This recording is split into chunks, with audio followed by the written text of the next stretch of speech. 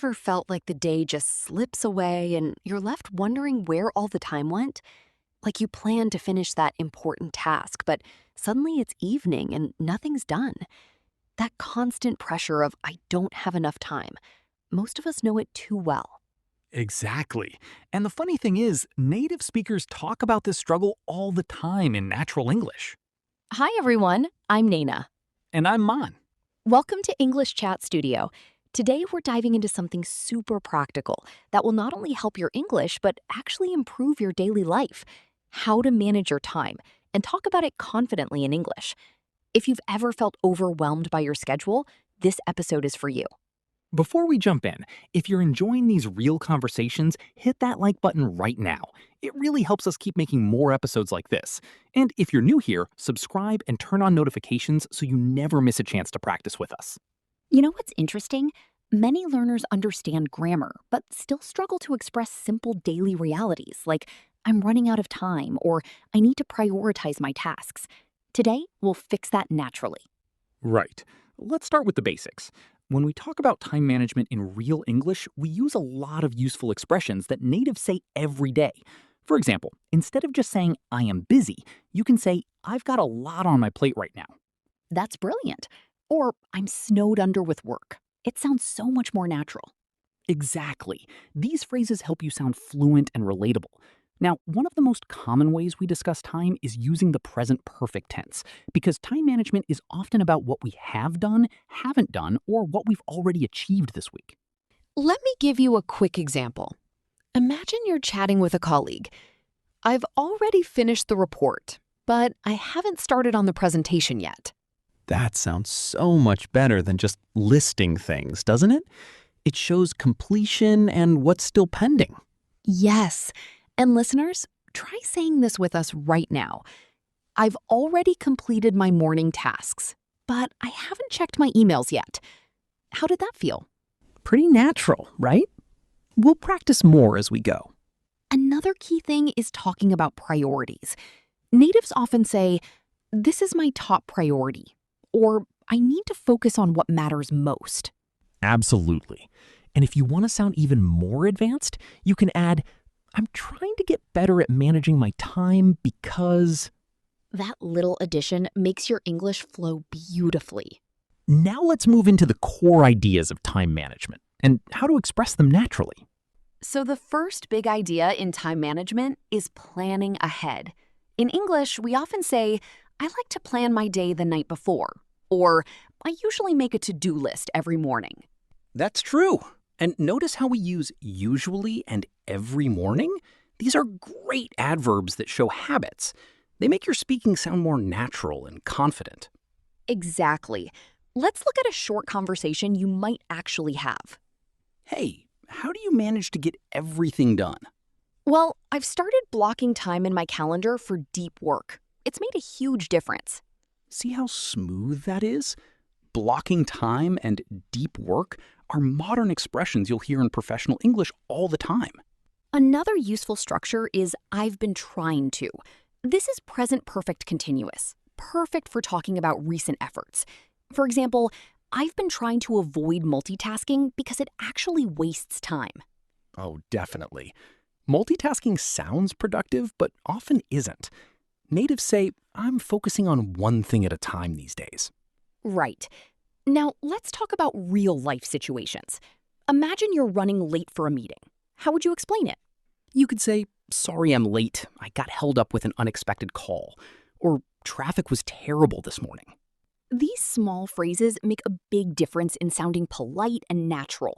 And if someone asks about your schedule, instead of saying, I am free, try, I should be free after 3 o'clock. That should be adds a lovely, soft, realistic tone. Listeners, here's a quick practice for you. Pause for a moment and tell yourself out loud, this week I've been focusing on managing my time better by... Complete that sentence in your own words. Great job. These little speaking moments really build confidence. Moving on, let's explore how time management changes depending on the situation, formal versus casual.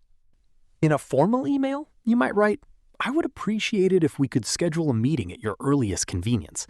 But with friends, you'd say, are you free this afternoon? I need to catch up.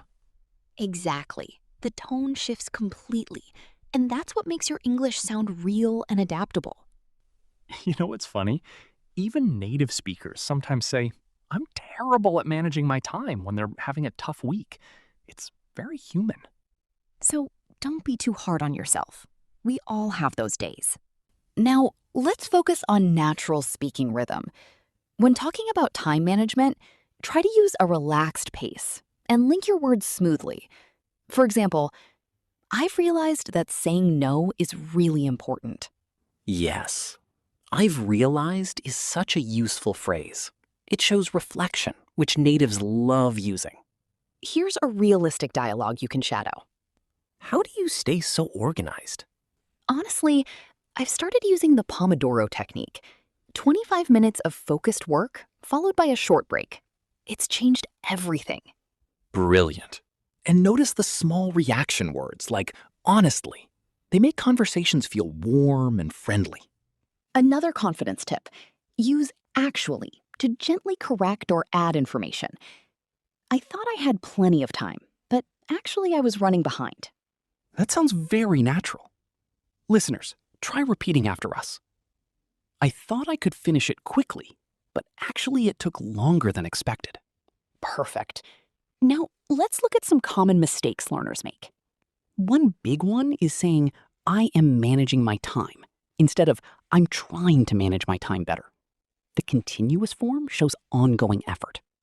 Another mistake is mixing tenses. People sometimes say, yesterday I have finished my work, but it should be, yesterday I finished my work. Exactly.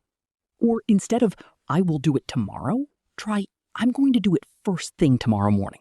It sounds more determined. And please don't worry if you make these mistakes. Everyone does when learning.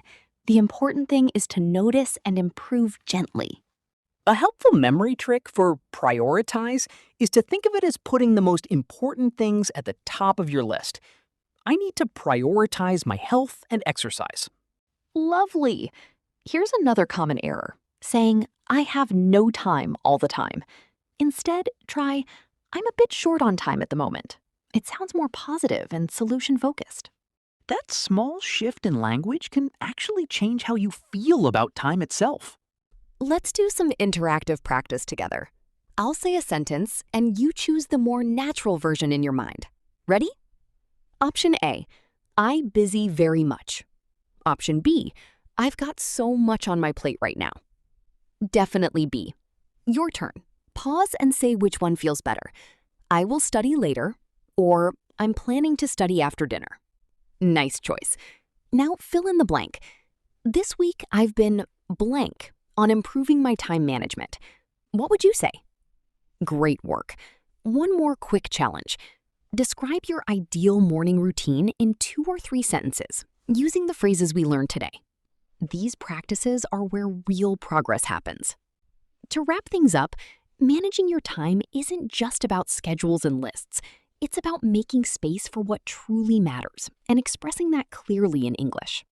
We've covered so many useful expressions today, from daily planning phrases to natural ways of talking about priorities. The more you use them, the more confident you'll feel. Remember, small, consistent changes lead to big improvements, both in your time management and in your English. Be kind to yourself on this journey. We really hope this episode helped you feel more relaxed and motivated.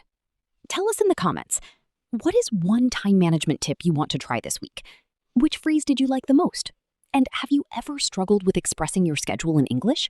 We read every comment. If this helped you, please like the video and share it with a friend who's also learning English. Subscribe for more real conversations like this. Thank you so much for spending this time with us. Keep practicing, keep improving, and stay consistent. See you next time. See you next time.